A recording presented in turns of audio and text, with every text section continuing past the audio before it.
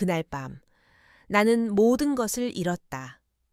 아니, 정확히 말하면 그날까지 나에게 남아있던 마지막 한 조각의 희망까지 모두 잿더미가 되어 사라졌다.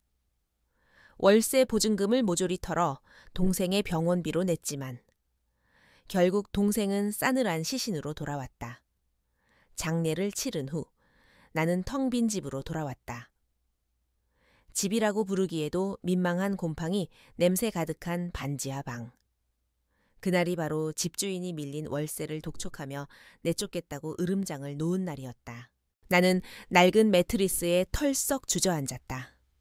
손에 쥐고 있던 동전 몇 개가 바닥으로 굴러떨어졌다. 쨍, 쨍, 쨍. 텅 빈 방 안에서 동전들이 부딪히는 소리가 마치 내 삶의 초라함을 비웃는 것 같았다. 29해를 살면서 나는 단 한순간도 내 마음대로 살아본 적이 없었다. 부모님은 내가 어릴 때 돌아가셨고 나는 어린 동생의 보호자가 되어야 했다. 학교를 그만두고 온갖 허드렛일을 하며 돈을 벌었다. 하지만 내가 아무리 발버둥쳐도 삶은 내게서 더 많은 것을 빼앗아갔다.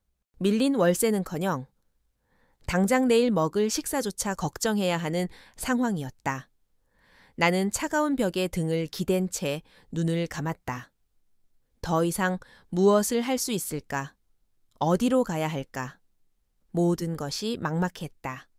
그때 문득 창밖에서 들려오는 빗소리가 나의 텅 빈 마음을 더욱 차갑게 만들었다. 밖은 폭우가 쏟아지고 있었다. 나는 빗소리를 들으며 천천히 자리에서 일어섰다. 내 방에는 변변한 가구 하나 없었다. 나의 모든 짐은 낡은 캐리어 하나에 불과했다. 나는 캐리어를 끌고 밖으로 나섰다. 집주인의 욕설이 귓가에 맴돌았지만 나는 뒤를 돌아보지 않았다. 갈 곳도 기댈 곳도 없었지만 이대로 이 지옥 같은 방에 남아있을 수는 없었다. 나는 빗속을 걷고 또 걸었다. 도심의 화려한 불빛들이 내 눈앞에서 번져갔다.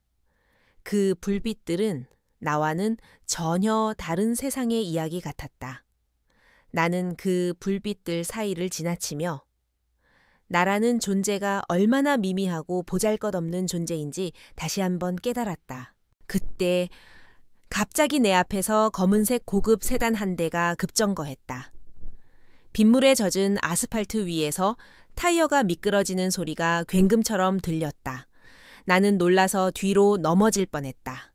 차의 문이 열리더니 한 남자가 비틀거리며 내렸다.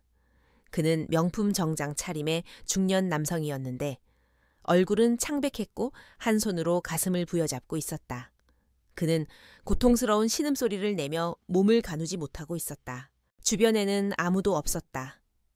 사람들은 모두 비를 피해 건물 안으로 들어간 후였다. 나는 빗속에 쓰러져 있는 그를 보며 잠시 망설였다. 나에게 남은 힘은 한 줌도 없었다. 나 자신을 돌볼 여력조차 없었다. 하지만 그의 고통스러운 표정은 나의 마음을 움직였다. 나는 무작정 그에게로 달려갔다. 아저씨, 괜찮으세요? 나는 떨리는 손으로 그의 어깨를 잡았다. 그의 몸은 불덩이처럼 뜨거웠다. 그는 고통스러운 신음만 내뱉을 뿐 아무런 대답도 하지 못했다. 나는 떨리는 목소리로 외쳤다. 119 불러드릴까요? 그 순간 그의 눈이 느릿하게 나를 향했다. 그의 눈빛은 고통과 혼란스러움으로 가득 차 있었다. 하지만 그의 시선이 나의 눈과 마주치는 순간 믿을 수 없는 일이 벌어졌다. 그의 몸을 훑고 지나가던 경련이 멈췄다. 고통으로 일그러졌던 그의 표정이 서서히 평온해졌다. 그의 눈빛에 혼란스러움 대신 무언가에 대한 갈망과 안도감이 동시에 스쳐 지나갔다. 그는 내 손을 잡았다. 그의 손은 뜨거웠지만 그의 손에 닿은 내 손은 묘하게 차분해지는 것을 느꼈다. 그는 힘겹게 한마디를 내뱉었다. 가까이 가지 마. 나는 그의 말에 어안이 벙벙했다. 그는 도대체 누구일까? 그는 왜 나를 붙잡고 있는 것일까? 나는 아무것도 알 수 없었지만 그의 눈빛에서 보았던 절망적인 외로움은 나의 마음을 아프게 했다. 그는 잠시 후 정신을 차린 듯 자리에서 일어섰다. 그는 젖은 명함을 내게 건넸다. 정윤재, JS그룹 대표이사. 나는 놀라서 명함을 쳐다보았다. 나는 방금 대기업의 CEO를 길거리에서 만난 것이다. 모든 것이 꿈처럼 느껴졌다. 하지만 내 손에 들린 명함의 차가운 감촉은 이 모든 것이 현실이라는 것을 말해주고 있었다. 나는 이은서, 29살, 빚더미에 앉아 월세조차 낼 수 없었던 가난한 여자. 동생의 죽음 이후 삶의 의미를 모두 잃어버린 채 하루하루를 버텨내던 존재였다. 하지만 그날 밤 나는 한 남자의 고통을 멈추게 하는 존재가 되었다. 그리고 그 남자는 나의 삶을 뒤흔들고 나의 세상에 새로운 빛을 가져다 줄 거라는 것을 나는 그때는 알지 못했다. 그날 밤 나는 명함을 지갑에 넣은 채 낡은 캐리어를 끌고 찜질방으로 향했다. 하룻밤을 보낼 곳조차 마땅치 않았던 나에게는 그곳이 유일한 안식처였다. 찜질방 한 구석에 웅크리고 앉아 나는 정윤재라는 이름 석자를 되뇌었다. JS그룹의 대표이사. 나와는 너무나도 먼 세상의 사람. 나는 그의 명함을 꺼내어 한참을 바라보았다. 그의 얼굴은 희미하게 떠올랐지만 그의 고통스럽던 표정은 마치 어제 일처럼 생생했다. 그리고 그 순간 내 손길에 그가 안정을 찾던 그 기묘한 감각 역시 잊히지 않았다. 모든 것이 비현실적이었다. 다음 날 아침. 나는 잠시 잊고 지냈던 현실의 무게를 다시금 실감했다. 찜질방에서 나와 낡은 휴대폰을 켰다. 밀린 카드값과 통신비, 그리고 동생의 병원비, 독촉 문자들이 쏟아져 들어왔다. 그 문자들은 나를 숨 막히게 했다. 나는 한숨을 쉬며 차가운 아스팔트 위를 걸었다.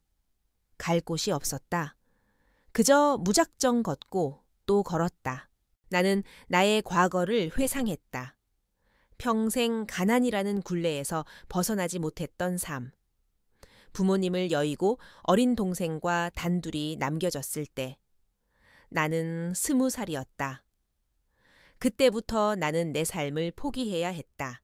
하고 싶었던 공부, 꿈꾸었던 미래. 그 모든 것을 내려놓고 오직 동생만을 위해 살았다. 하루에 2~3개의 아르바이트를 뛰었고 남은 시간은 동생을 간병하는 데 썼다. 하지만 아무리 노력해도 가난은 나를 놓아주지 않았다. 결국 동생은 병마를 이기지 못하고 내 곁을 떠났다. 나는 홀로 남겨졌다. 삶의 이유를 잃어버린 채 나에게는 친구도 가족도 없었다. 동생이 죽은 후 나는 나를 둘러싼 모든 인간관계를 스스로 끊어냈다. 나의 비참한 현실을 남들에게 보이고 싶지 않았다. 나는 이 세상에서 철저히 혼자였다. 텅 빈 방, 텅 빈 마음, 텅 빈 삶. 나는 그 안에서 길을 잃은 채 헤매고 있었다. 그때 갑자기 휴대폰이 울렸다. 낯선 번호였다. 나는 망설이다가 전화를 받았다. 이은서 씨 되시죠? JS그룹 정윤자의 대표 비서입니다. 나는 심장이 쿵 하고 내려앉는 것을 느꼈다. 그날 밤의 일이 머릿속을 스쳐 지나갔다. 대표님께서 이은서 씨에게 드릴 말씀이 있다고 합니다. 혹시 오늘 저녁 시간을 내주실 수 있으신가요? 나는 대답하지 못했다. 내가 그를 다시 만날 이유가 있을까? 그는 나에게 고맙다는 인사를 하고 명함값을 건네고 그렇게 우리는 남남이 될 것이다. 나는 그에게서 어떤 특별한 것을 기대하고 있는 걸까? 스스로에게 묻자. 마음 한구석에서 희미한 희망이 피어나는 것을 느꼈다. 어쩌면 그의 도움이 있다면 이 지독한 가난에서 벗어날 수 있지 않을까. 그런 속물적인 생각에 나는 스스로에게 역겨움을 느꼈다. 하지만 나는 너무나 절박했다. 결국 나는 약속 장소로 향했다. 한 고급스러운 레스토랑이었다. 나는 낡은 옷차림에 주눅이 들어 입구에서 한참을 망설였다. 그때 윤재 씨가 내 앞으로 걸어왔다. 그는 깔끔한 정장 차림이었지만 그의 눈빛은 며칠 전의 혼란스러움을 잃지 않은 채였다. 그는 나를 보더니 부드럽게 웃었다. 이은서 씨, 와주셔서 감사합니다. 나는 고개를 숙였다. 아닙니다. 지난번 일은 덕분에 괜찮아졌습니다. 그는 나에게 식사를 권했다. 나는 어색하게 포크를 들었다. 윤재 씨는 나에게 지난밤의 일에 대해 자세히 묻지 않았다. 그는 그저 나에게 이런저런 이야기를 건넸다. 내가 어떤 일을 하는지, 어떤 삶을 살고 있는지 나는 그에게 솔직하게 말했다. 내가 얼마나 가난하고 얼마나 절박한 상황에 처해 있는지. 그의 눈빛은 동정심이 아니라 왠지 모를 이해와 공감으로 가득 차 있었다. 식사가 끝나갈 무렵 그는 나에게 봉투 하나를 건넸다. 나는 봉투를 보며 심장이 다시금 쿵 하고 내려앉는 것을 느꼈다. 역시 그는 내게 돈을 주려는 것이다. 나는 봉투를 받지 않고 고개를 저었다. 아닙니다. 괜찮습니다. 그는 내 반응을 예상했다는 듯이 웃었다. 이건 단순한 보답이 아닙니다. 이은서 씨가 이 돈을 받고 저를 떠나지 않도록 하기 위한 저의 제안입니다. 나는 그의 말에 어안이 벙벙했다. 그는 나에게 봉투를 건네며 말을 이었다. 이은서 씨, 저를 도와주세요. 당신은 저에게 매우 특별한 존재입니다. 저는 알 수 없는 고통에 시달리고 있습니다. 그리고 당신은 그 고통을 멈추게 하는 유일한 존재입니다. 당신이 제 곁에 있어 주시면 저는 당신의 삶을 완전히 바꿔드릴 겁니다. 당신이 원하는 모든 것을 가질 수 있도록 도와드리겠습니다. 나는 그의 제안에 충격을 받았다.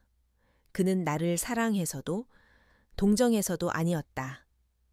그는 단지 자신의 고통을 멈추게 할 도구로서 나를 원하고 있었다. 나는 깊은 모멸감을 느꼈다. 하지만 동시에 그의 말 속에서 나는 나의 모든 문제를 해결할 수 있는 기회를 보았다.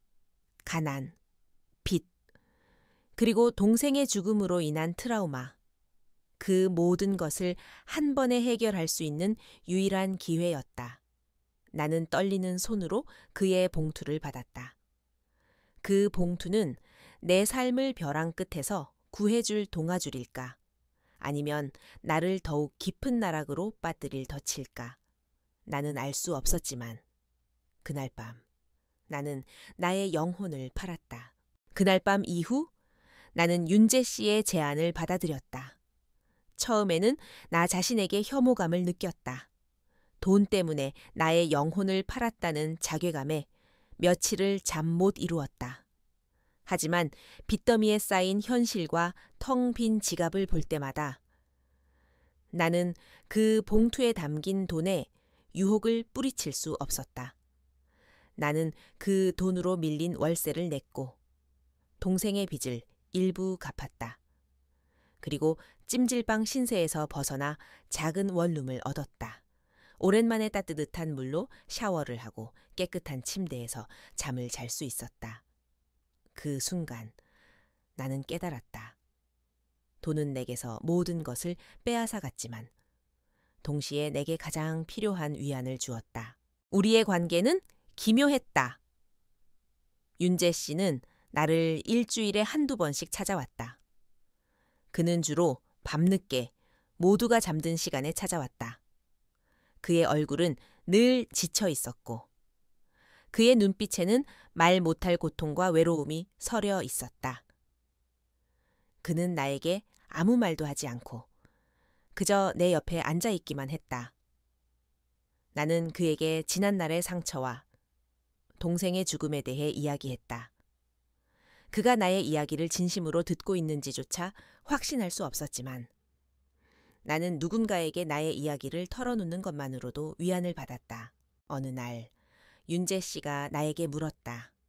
은서 씨는 왜 그렇게 고통스러워 보이나요? 나는 그의 질문에 잠시 멍해졌다. 나는 나의 고통을 숨기려 노력했지만 그는 이미 나의 속마음을 꿰뚫어 보고 있었다. 고통스럽지 않으려고 노력했어요. 동생을 위해서, 저를 위해서. 하지만 결국 아무것도 지키지 못했어요. 제 삶은 그저 고통의 연속이었어요.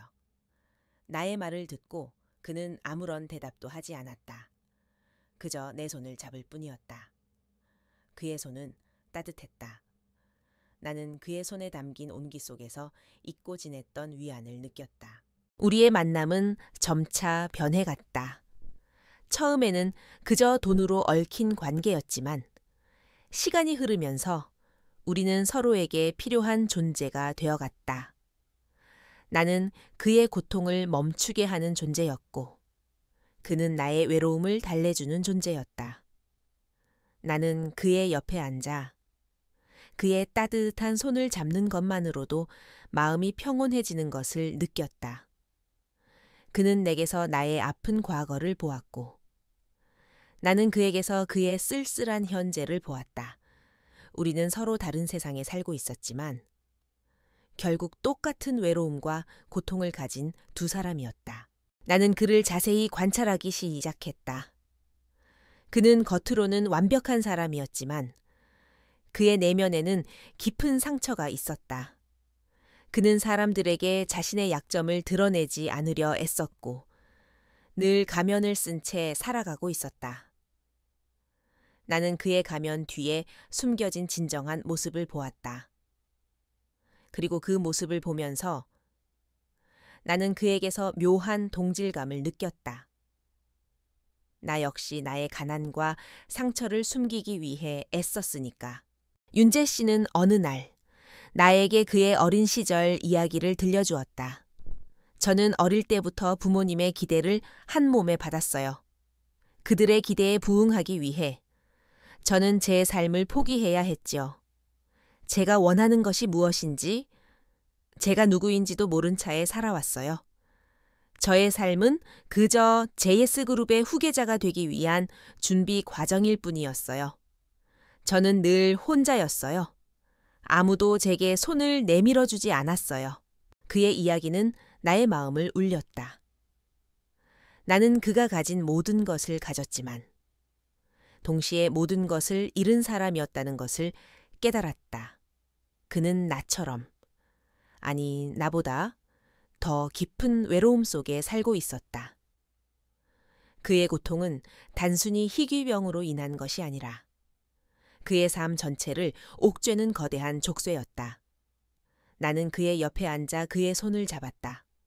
그리고 나도 모르게 그의 손등에 입을 맞추었다. 그 순간 그의 눈빛이 흔들렸다. 그는 나를 뚫어지게 바라보았다. 그의 눈빛은 고통과 혼란스러움에서 점차 벗어나 왠지 모를 갈망과 기대감으로 가득 차 있었다. 나는 그의 눈빛 속에서 내가 그에게 단순한 해독제가 아닌 그 이상의 의미를 가진 존재가 되어가고 있다는 것을 깨달았다. 그는 나의 가난을 이용했지만 나는 그에게서 나의 삶의 의미를 되찾고 있었다. 우리의 관계는 그렇게 시작되었다. 사랑이라고 부르기에는 너무나 기묘했고 동정이라고 부르기에는 너무나 깊었다. 그것은 서로에게 구원을 갈망하는 두 영혼의 만남이었다. 우리의 만남은 이제 더 이상 돈으로만 얽힌 관계가 아니었다. 윤재 씨는 나에게 돈을 주었지만 나는 그에게서 돈 이상의 것을 받고 있었다. 그는 내가 잊고 지냈던 나 자신을 되찾게 해주었다. 그는 내게 말했다. 은서 씨, 당신은 가난할 뿐. 부족한 것이 하나도 없습니다. 그의 말은 나의 마음을 울렸다. 나는 평생을 가난하다는 이유만으로 나 자신을 깎아내리고 비하하며 살아왔다. 하지만 그는 나에게 내가 가진 가치와 아름다움을 보여주었다. 어느 날 윤재 씨가 나를 자신의 회사로 데려갔다. 그는 나에게 자신의 사무실을 보여주었다. 창밖으로 서울의 화려한 야경이 한눈에 내려다 보이는 마치 영화에나 나올 법한 공간이었다. 나는 그의 사무실에 앉아 멍하니 창밖을 바라보았다. 그곳은 내가 살던 반지하 방과는 너무나도 다른 세상이었다. 은서 씨, 이 모든 것이 제가 가진 전부입니다. 하지만 이 모든 것을 잃을까 두려워. 저는 제 삶을 제대로 살아본 적이 없어요. 그는 나의 손을 잡고 부드럽게 말했다. 나는 그의 손에 담긴 온기 속에서 묘한 슬픔을 느꼈다. 그는 모든 것을 가졌지만 그 모든 것을 잃을까봐 두려워하는 사람이었다. 나는 그에게 동생의 죽음에 대해 이야기했다. 내가 얼마나 무력했고 얼마나 깊은 절망 속에 빠져 있었는지 그는 나의 이야기를 그저 묵묵히 들어주었다. 그는 나에게 위로의 말을 건네는 대신 그저 내 옆에 앉아 나의 슬픔을 함께 나누었다. 그의 존재는 내게 가장 큰 위안이었다. 그의 옆에 있을 때면 나는 더 이상 혼자가 아니라는 것을 느꼈다. 윤재 씨의 상태는 내가 옆에 있는 것만으로도 눈에 띄게 좋아졌다.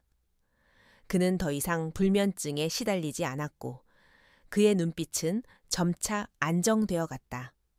나는 그가 내게 의존하고 있다는 것을 느꼈다. 처음에는 그의 의존이 나에게 짐처럼 느껴졌지만 시간이 흐르면서 나는 그의 의존이 오히려 나에게 위안이 된다는 것을 깨달았다. 나는 누군가에게 필요한 존재였다. 나의 존재가 누군가의 고통을 멈추게 할 수 있다는 사실은 나에게 새로운 삶의 의미를 가져다 주었다. 우리의 관계는 점차 깊어졌다.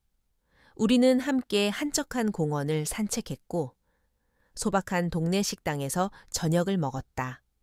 윤재 씨는 나에게 비싼 선물을 사주지 않았다. 그저 내 손을 잡고 함께 걷고 함께 이야기를 나누는 것만으로도 충분했다. 나는 그와 함께하는 시간 속에서 진정한 행복이 무엇인지 깨달았다. 그것은 돈이나 명예가 아니라 그저 서로에게 기댈 수 있는 존재의 소중함이었다. 어느 날 저녁 우리는 그의 집에서 함께 저녁을 먹고 있었다. 그는 갑자기 내게 물었다. 은서 씨, 나를 믿어줄 수 있나요? 나는 그의 눈을 똑바로 쳐다보며 고개를 끄덕였다. 네, 믿어요. 제가 어떤 사람인지도 모르는데 왜 저를 믿어주는 거죠? 나는 그의 질문에 잠시 침묵했다.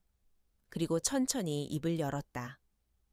윤재 씨는 저에게 돈을 주었지만 저에게서 아무것도 빼앗아가지 않았어요. 오히려 저에게 잃어버렸던 저 자신을 되찾게 해주었어요. 저는 윤재 씨에게서 진심을 봤어요. 그래서 믿어요. 나의 말에 윤재 씨는 아무 말도 하지 않았다. 그는 그저 나를 품에 안고 등을 토닥여 주었다. 그의 품은 따뜻했고 나는 그 안에서 잊고 지냈던 평온함을 느꼈다. 나는 그에게서 잃어버렸던 나의 일부를 되찾은 것만 같았다. 그날 밤 나는 윤재 씨에게 지난날의 모든 것을 털어놓았다.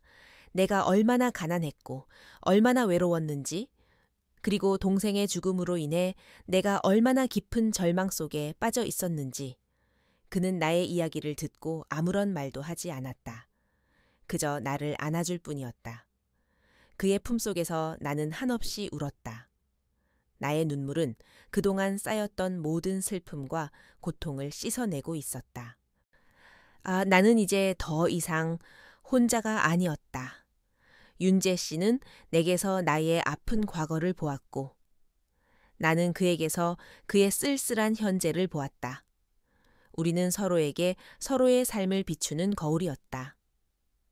우리의 관계는 그렇게 시작되었다. 사랑이라고 부르기에는 너무나 기묘했고, 동정이라고 부르기에는 너무나 깊었다.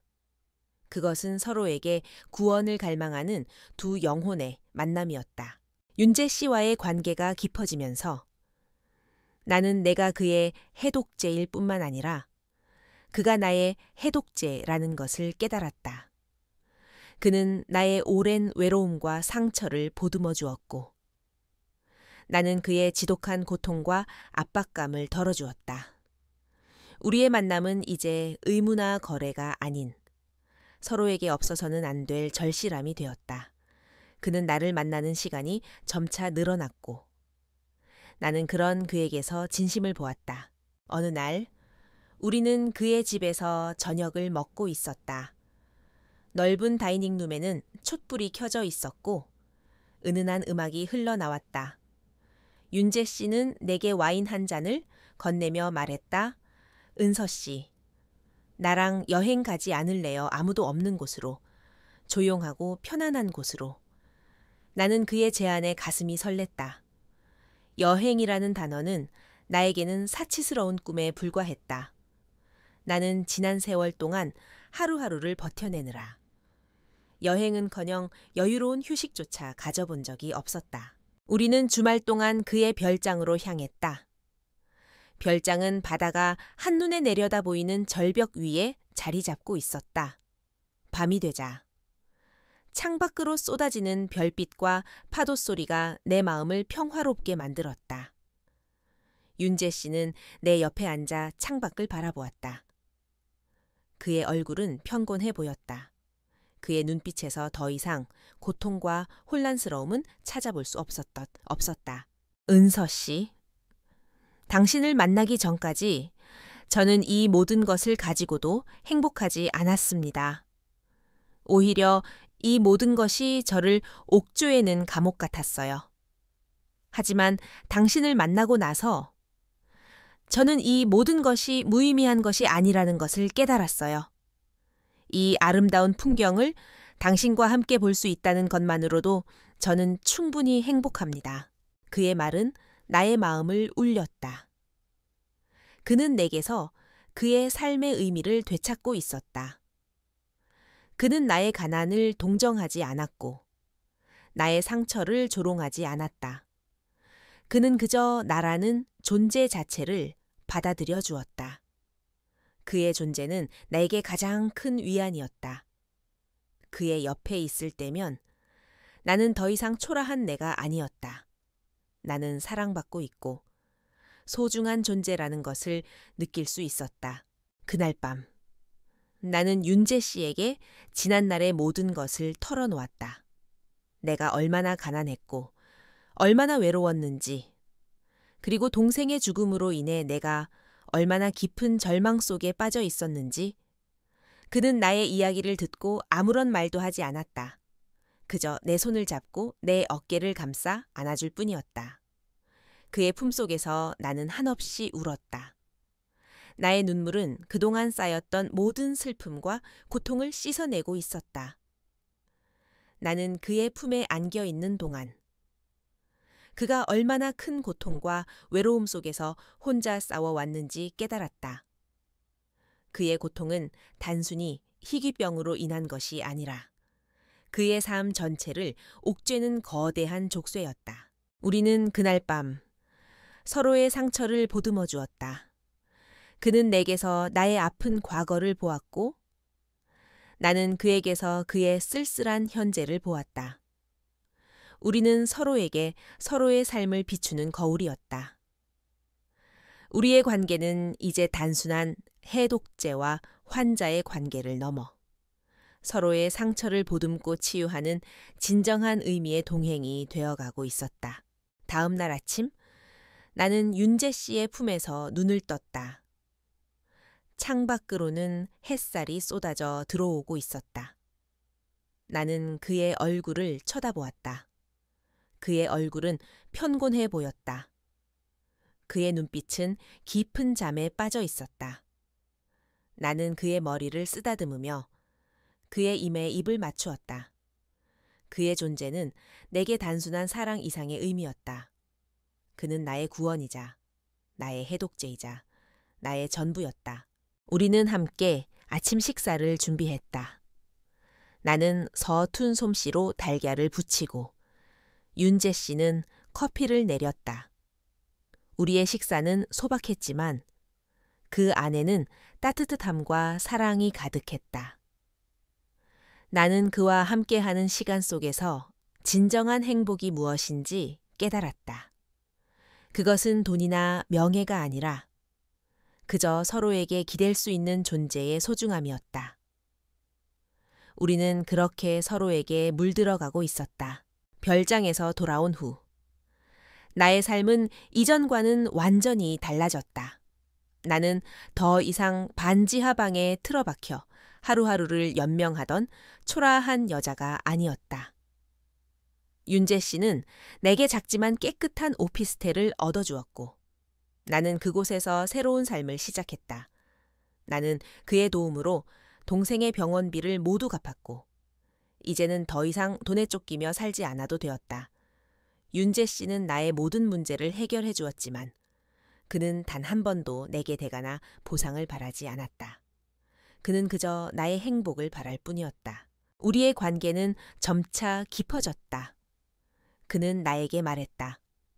은서 씨, 당신은 나에게 단순한 해독제가 아니에요. 당신은 나의 삶을 바꾼 유일한 사람입니다. 당신을 만나기 전까지. 저는 이 모든 것을 가지고도 행복하지 않았습니다. 하지만 이제는 당신과 함께하는 이 순간들이 세상 그 무엇보다 소중합니다. 그의 고백에 나는 가슴이 뭉클해지는 것을 느꼈다. 나는 그에게서 나의 삶의 의미를 되찾았고 그는 내게서 그의 삶의 의미를 되찾았다. 나는 그를 위해 내가 할 수 있는 일이 무엇일까 고민했다. 윤재 씨는 모든 것을 가졌지만 그에게는 진정한 친구도 가족도 없었다. 나는 그의 옆에 있어주며 그의 외로움을 달래주었다. 나는 그에게 지난날의 상처와 동생의 죽음에 대해 이야기했고 그는 나의 이야기를 진심으로 들어주었다. 우리의 대화는 특별할 것 없었지만 그 안에는 따뜻함과 진심이 가득했다. 어느 날 우리는 함께 저녁 식사를 하고 있었다. 그때 윤재 씨의 휴대폰이 울렸다. 그는 전화를 받더니 얼굴이 굳어졌다. 전화를 끄는 그는 한숨을 쉬며 말했다. 은서 씨, 미안해요. 갑자기 회사에 급한 일이 생겨서 가봐야 할 것 같아요. 나는 그의 말에 고개를 끄덕였다. 네, 괜찮아요. 얼른 다녀오세요. 그는 나에게 미안하다는 표정을 지으며 자리에서 일어섰다. 나는 그를 배웅해주고 혼자 남겨진 식탁에 앉아 와인잔을 들었다. 창밖으로 쏟아지는 불빛들은 여전히 화려했지만 나는 다시 혼자가 된 기분이었다. 그때였다. 밖에서 들려오는 웅성거리는 소리에 나는 창밖을 내다보았다. 윤재 씨의 차가 떠나고 한 남자가 내 오피스텔 앞으로 다가왔다. 그는 고급스러운 양복 차림의 중년 남성이었다. 그는 경비원과 잠시 이야기를 나누더니 내 오피스텔로 올라왔다. 나는 직감적으로 알 수 있었다. 그는 윤재 씨와 관련 있는 사람이라는 것을. 초인종 소리가 울렸다. 나는 떨리는 손으로 문을 열었다. 내 눈앞에 서 있는 남자는 윤재 씨와 매우 닮아 있었다. 그는 나를 위아래로 훑어보더니 차가운 미소를 지었다. 이은서 씨 맞으시죠? 저는 정윤재의 아버지입니다. 나는 그의 말에 온몸이 얼어붙는 것 같았다. 나는 아무 말도 하지 못하고 그를 쳐다보았다. 그의 눈빛은 윤재 씨와는 달리 날카롭고 차가웠다. 정윤재가 당신 때문에 얼마나 큰 공영에 처했는지 알고 있나요? 그의 목소리는 얼음장처럼 차가웠다. 무슨 무슨 말씀이신지? 당신과 정윤재의 관계에 대한 소문이 제게에 파다해요. 정윤재가 한 평범한 여자에게 의존해야만 살 수 있는 병약한 사람이라고 소문이 나고 있어요. 그 여자가 바로 당신이라는 것도 다 알고 있고요. 그의 말은 내 가슴에 비수처럼 박혔다. 나는 고개를 숙였다. 당신이 우리 아들에게 어떤 존재인지는 잘 알고 있습니다. 하지만 당신은 우리 집안에 어울리지 않는 사람이에요. 당신이 우리 아들을 망치고 있다는 것을 깨달아야 합니다. 그는 나에게 봉투 하나를 건넸다. 나는 봉투를 보았다.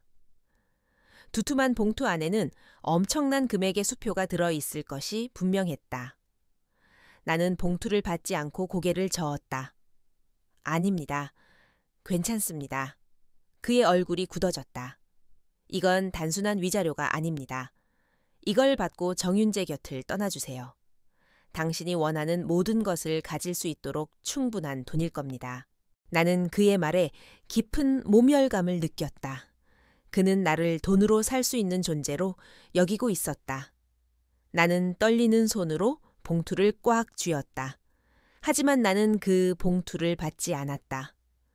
나는 더 이상 돈에 쫓기며 살지 않아도 되었다. 윤재 씨는 나에게 돈 이상의 것을 주었다. 그는 내게서 잃어버렸던 나 자신을 되찾게 해주었다. 나는 그를 위해, 그리고 나 자신을 위해 싸워야 한다고 생각했다. 나는 그의 눈을 똑바로 쳐다보며 말했다. 저는 윤재 씨의 돈을 원하지 않습니다. 그리고 저는 윤재 씨 곁을 떠나지 않을 겁니다. 저는 윤재 씨를 사랑합니다. 그리고 윤재 씨도 저를 사랑합니다. 당신이 생각하는 것처럼 저희의 관계는 단순한 거래가 아닙니다. 나의 말에 그의 얼굴은 더욱 차갑게 굳어졌다. 그는 나를 쳐다보더니 결국 아무 말도 하지 않고 돌아섰다. 나는 텅 빈 방에 홀로 남겨졌다.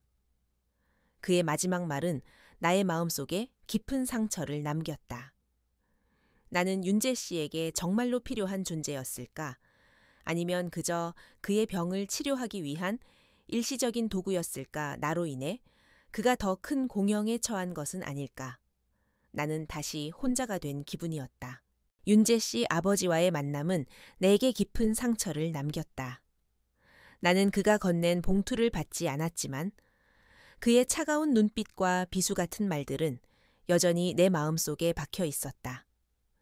나는 정말로 윤재 씨에게 짐이 되는 존재일까? 그의 말대로. 내가 그의 삶을 망치고 있는 것은 아닐까? 나는 내가 그를 사랑하는 만큼 그를 위험에 빠뜨리고 싶지 않았다. 나는 그날 이후 윤재 씨에게 연락하지 않았다. 윤재 씨도 마찬가지였다. 그는 나에게 전화를 걸지 않았고 메시지도 보내지 않았다. 나는 우리의 관계가 이렇게 허무하게 끝날 수도 있다는 생각에 깊은 절망감에 빠졌다.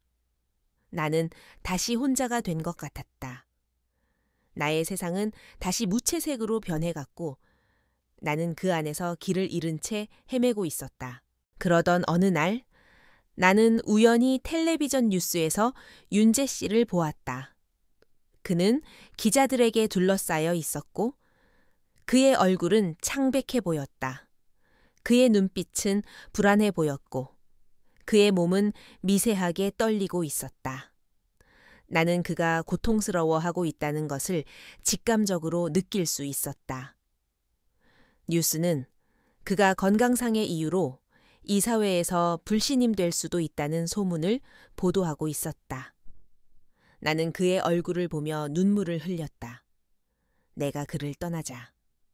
그는 다시 고통 속에 빠져들고 있었다. 나는 더 이상 망설일 수 없었다. 나는 그의 집으로 향했다. 그가 나를 만나주지 않더라도 나는 그에게 내가 혼자가 아니라는 것을 보여주고 싶었다. 나는 그의 옆에 있어주며 그의 아픔을 함께 나누고 싶었다. 그것이 내가 그에게 받은 사랑에 대한 보답이라고 생각했다. 나는 그의 집 앞에 도착했을 때 그의 비서에게서 전화가 걸려왔다. 이은서 씨, 죄송합니다. 대표님께서는 지금 정신이 없으십니다. 오늘은 돌아가시는 게 좋겠습니다. 나는 그녀의 말을 무시하고 초인종을 눌렀다. 하지만 문은 열리지 않았다. 나는 몇 번이나 초인종을 눌렀지만 여전히 침묵만이 흘렀다. 나는 문을 두드렸다. 윤재 씨 저예요. 은서예요. 안에 계신 거 알아요. 그때 문이 천천히 열렸다. 문을 열어준 건 그의 비서였다. 그녀는 나를 보더니 한숨을 쉬었다. 이은서 씨, 정말 죄송합니다. 하지만 지금 대표님께서는 이은서 씨를 만날 수 없습니다. 대표님께서 직접 말씀하셨습니다. 이은서 씨가 안전하게 사는 것을 바란다고요. 나는 그녀의 말에 충격을 받았다. 윤재 씨는 나를 보호하기 위해 나를 밀어내고 있었다. 나는 그가 나를 사랑하는 만큼 나를 위험에 빠뜨리고 싶지 않아 한다는 것을 깨달았다. 나는 그가 나를 사랑하는 만큼 나를 보호하고 있다는 것을 알았다. 나는 눈물을 흘리며 그의 집 앞에서 돌아섰다. 나는 그의 집 앞에서 한참을 서 있었다. 창밖으로 그의 모습이 보였다. 그는 창가에 서서 나를 바라보고 있었다. 그의 눈빛은 슬픔으로 가득 차 있었다. 나는 그를 향해 손을 흔들었다. 그리고 마음속으로 말했다. 윤재 씨, 저 괜찮아요. 당신 옆에 있을게요. 그날 밤 나는 그의 집 앞에서 기다렸다. 나는 그의 비서에게 말했다. 윤재 씨가 괜찮아질 때까지. 저는 여기서 기다릴 거예요. 그녀는 나를 설득하려 했지만 나는 단호했다. 나는 그를 혼자 둘 수 없었다. 나는 그의 고통을 멈추게 하는 유일한 존재였다. 나는 그를 위해 그리고 나 자신을 위해 싸워야 한다고 생각했다. 나는 더 이상 무력하고 약한 이은서가 아니었다. 윤재 씨가 내게 준 사랑과 용기는 나를 강하게 만들었다. 밤늦게 그의 비서가 나에게 다가왔다. 이은서 씨, 대표님께서 이만 돌아가라고 하십니다. 대표님께서는 이은서 씨가 다치는 것을 원치 않으십니다. 나는 그녀의 말을 무시하고 그의 집 앞에 앉아 기다렸다. 나는 그가 나를 만나줄 때까지 그곳에서 기다릴 작정이었다. 그때 그의 집 문이 다시 열렸다. 문을 열어준 건 윤재 씨였다. 그는 나를 보더니 그의 눈에서 눈물이 흘러내렸다. 그의 얼굴은 고통과 외로움으로 가득 차 있었다. 그는 나를 품에 안고 소리 없이 울었다. 그의 품속에서 나는 한없이 울었다. 나의 눈물은 그동안 쌓였던 모든 슬픔과 고통을 씻어내고 있었다. 나는 그의 품에 안겨 있는 동안 그가 얼마나 큰 고통과 외로움 속에서 혼자 싸워왔는지 깨달았다. 그의 고통은 단순히 희귀병으로 인한 것이 아니라 그의 삶 전체를 옥죄는 거대한 족쇄였다. 나는 그를 위해 그리고 나 자신을 위해 싸워야 한다고 생각했다. 윤재 씨의 품에 안겨 있는 동안 나는 그가 얼마나 큰 고통과 외로움 속에서 혼자 싸워왔는지 깨달았다. 그의 고통은 단순히 희귀병으로 인한 것이 아니라 그의 삶 전체를 옥죄는 거대한 족쇄였다. 나는 그의 아버지가 내게 건넨 봉투와 현우 씨의 협박을 모두 잊었다. 나의 유일한 목표는 윤재 씨의 고통을 멈추게 하는 것이었다. 나는 그를 위해 그리고 나 자신을 위해 싸워야 한다고 생각했다. 그날 밤 윤재 씨는 나에게 모든 것을 털어놓았다. 그가 겪고 있는 희귀병은 가족 내력으로 극심한 스트레스와 압박감에 시달리면 발작을 일으키는 병이었다. 그의 아버지와 할아버지가 모두 그 병을 알았고 그 병 때문에 그의 아버지는 어머니와 이혼했고 할아버지는 돌아가셨다. 그래서 그의 아버지는 내가 윤재 씨에게서 멀어져야 한다고 생각했던 것이다. 그는 나를 사랑했지만 동시에 나를 잃을까 두려워했다. 그래서 그는 나를 밀어냈던 것이다. 나는 그의 이야기를 듣고 아무런 말도 하지 않았다. 그저 그의 손을 잡을 뿐이었다. 그의 손은 따뜻했고 나는 그 안에서 잊고 지냈던 평온함을 느꼈다. 나는 그에게서 잃어버렸던 나의 일부를 되찾은 것만 같았다. 다음 날 아침, 우리는 함께 그의 회사로 향했다.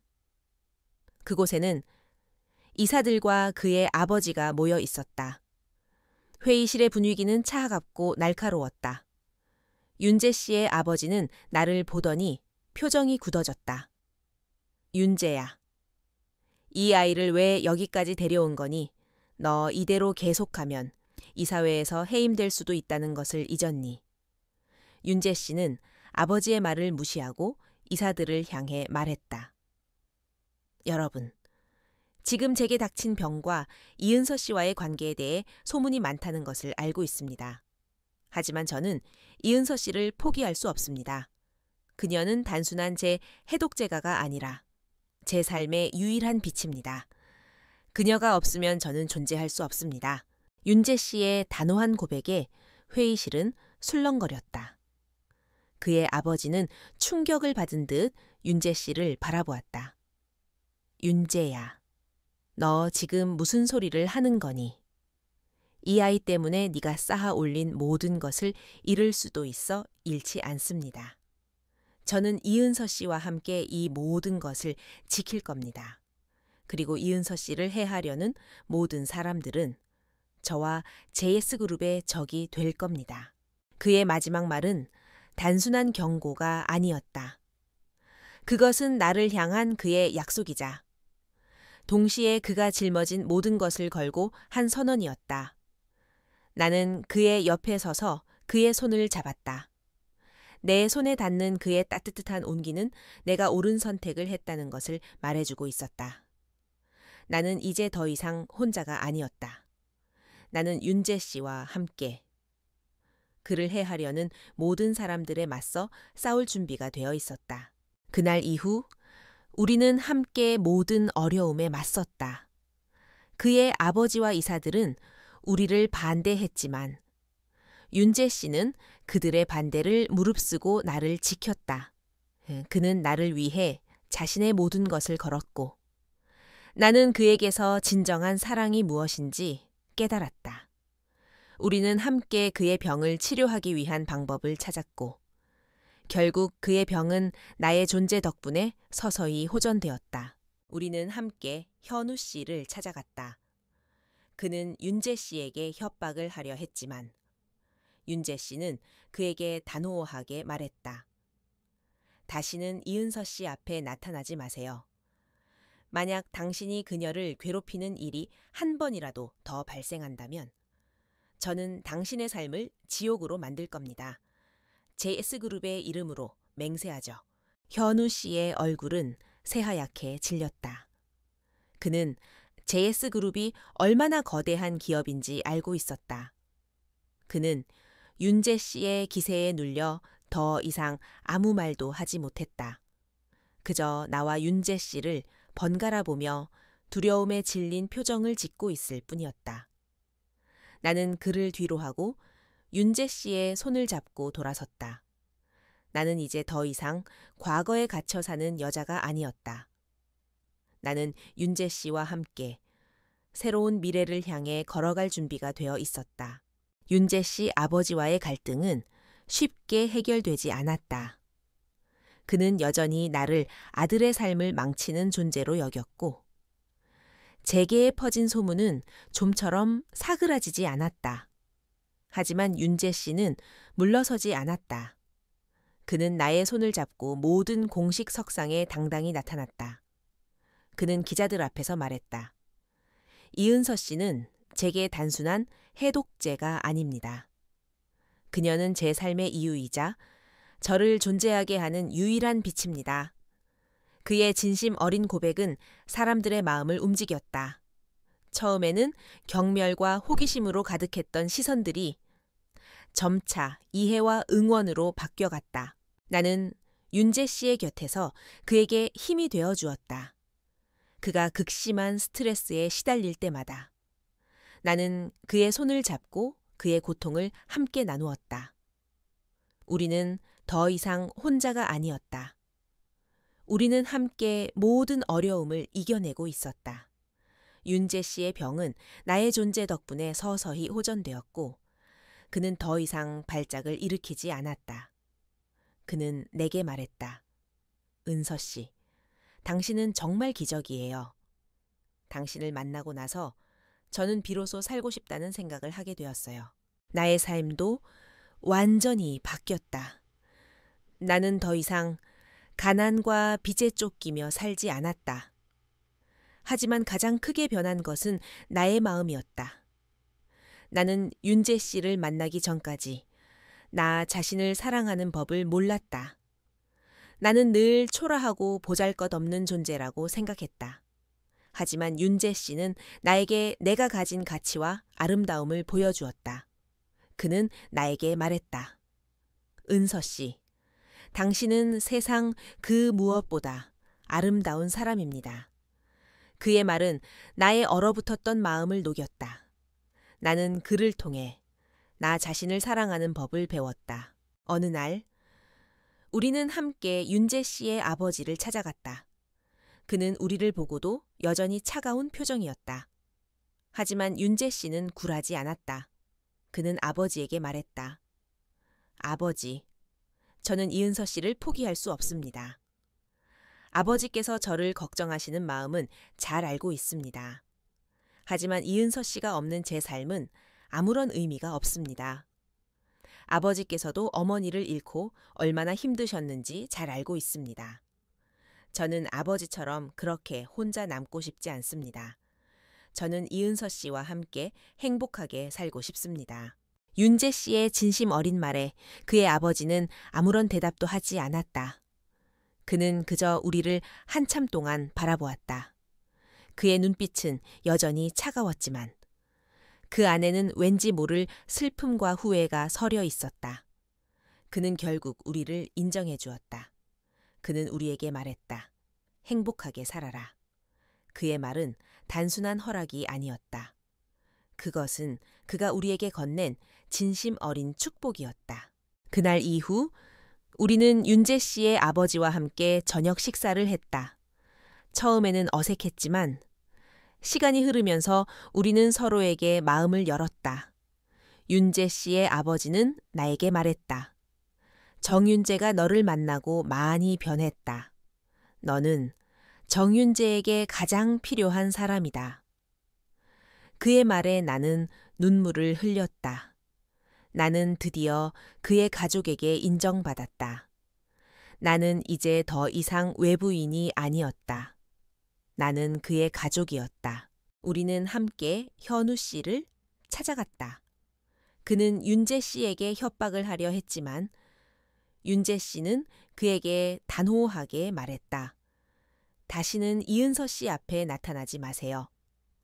만약 당신이 그녀를 괴롭히는 일이 한 번이라도 더 발생한다면 저는 당신의 삶을 지옥으로 만들 겁니다. JS그룹의 이름으로 맹세하죠. 현우 씨는 두려움에 질린 표정으로 우리를 쳐다보았다. 나는 그를 뒤로 하고 윤재 씨의 손을 잡고 돌아섰다. 나는 이제 더 이상 과거에 갇혀 사는 여자가 아니었다. 나는 윤재 씨와 함께 새로운 미래를 향해 걸어갈 준비가 되어 있었다. 우리는 그렇게 모든 시련을 이겨내고 서로에게 가장 필요한 존재가 되었다. 나는 더 이상 가난하고 불행한 여자가 아니었다. 나는 윤재 씨의 사랑을 받으며 자신을 사랑하는 법을 배운 행복한 여자였다. 나의 이야기는 그렇게 아름다운 결말을 향해 달려가고 있었다. 세월이 흘렀다. 윤재 씨의 희귀병은 여전히 완전히 치유되지 않았지만 우리는 그 병과 함께 살아가는 법을 배웠다. 나는 더 이상 그의 해독제가 아닌 그의 삶을 함께 나누는 동반자였다. 윤재 씨는 나를 위해, 그리고 우리를 위해 더 이상 혼자서 모든 것을 짊어지지 않았다. 그는 나의 존재가 그를 약하게 만드는 것이 아니라 오히려 그를 더 강하게 만든다는 것을 깨달았다. 우리는 함께 이사회에 맞섰고 그의 어머니를 설득했으며 나를 해치려던 현우 씨를 법적으로 처리했다. 그 모든 과정을 함께 이겨내면서 우리의 사랑은 더욱 단단해졌다. 결혼 후 우리는 한적한 교회에 작은 집을 지었다. 층고가 높은 거실에는 햇살이 가득 들어왔고 집 뒤편에는 윤재 씨가 직접 가꾼 작은 텃밭이 있었다. 나는 회사에 사표를 내고 동네의 작은 도서관에서 아이들을 가르치는 봉사활동을 시작했다. 내가 그토록 잃어버렸던 나 자신을 다시 찾은 기분이었다. 어느 맑은 가을 오후 우리는 함께 텃밭에서 상추를 따고 있었다. 윤재 씨는 흙이 묻은 손으로 내 이마에 묻은 땀을 닦아주었다. 은서 씨, 행복해요. 나는 그의 눈을 보며 환하게 웃었다. 네, 너무 행복해요. 윤재 씨는요, 저도요. 당신을 만나기 전까지 저는 이 모든 것을 가지고도 행복하지 않았습니다. 하지만 이제는 이 작은 텃밭 하나만으로도 충분히 행복해요.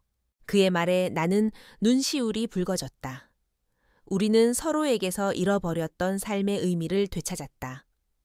나는 그에게서 사랑이라는 감정뿐만 아니라 나 자신을 사랑하는 법을 배웠다. 그는 내게서 화려한 성공 뒤에 숨겨진 진정한 행복이 무엇인지 깨달았다. 우리는 서로에게 서로의 삶의 전부가 되어 주었다. 저녁에는 텃밭에서 딴 상추로 삼겹살을 구워 먹었다. 윤재 씨는 서툰 솜씨로 쌈을 싸서 내 입에 넣어 주었다. 우리는 마주 앉아 소박한 저녁 식사를 즐기며 하루 동안 있었던 일들을 이야기했다. 우리의 대화는 특별할 것 없었지만 그 안에는 따뜻함과 사랑이 가득했다. 밤이 되자 우리는 거실 소파에 앉아 텔레비전을 보았다. 윤재 씨는 내 어깨에 머리를 기대고 나는 그의 손을 잡았다. 그의 손은 따뜻하고 부드러웠다. 나는 그의 손을 잡고 있는 것만으로도 세상의 모든 평화를 얻은 기분이었다. 텔레비전에서는 한 남녀가 사랑을 속삭이는 드라마가 나오고 있었다. 나는 그들을 보며 문득 현우 씨가 생각났다. 지난날의 상처가 완전히 사라진 것은 아니었지만 더 이상 아프지 않았다. 그것은 마치 오래된 흉터처럼 나의 과거를 상징하는 하나의 흔적일 뿐이었다. 나는 그 상처를 통해 더 강해졌고 더 성숙해졌다. 나는 윤재 씨를 쳐다보았다. 그는 깊은 잠에 빠져 있었다. 그의 얼굴은 평온해 보였다. 나는 그의 머리를 쓰다듬으며 그의 입에 입을 맞추었다. 그의 존재는 내게 단순한 사랑 이상의 의미였다. 그는 나의 구원이자 나의 해독제이자 나의 전부였다. 우리는 함께 늙어가고 있었다. 우리의 집은 행복으로 가득했고 우리의 삶은 사랑으로 채워져 있었다. 나는 더 이상 비 내리는 거리 위에 홀로 서 있는 외로운 여자가 아니었다. 나는 한 남자의 사랑을 받으며 자신을 사랑하는 법을 배운 행복한 여자였다. 나의 이야기는 그렇게 끝을 맺었다. 비극적인 시작이었지만 따뜻하고 아름다운 결말이었다.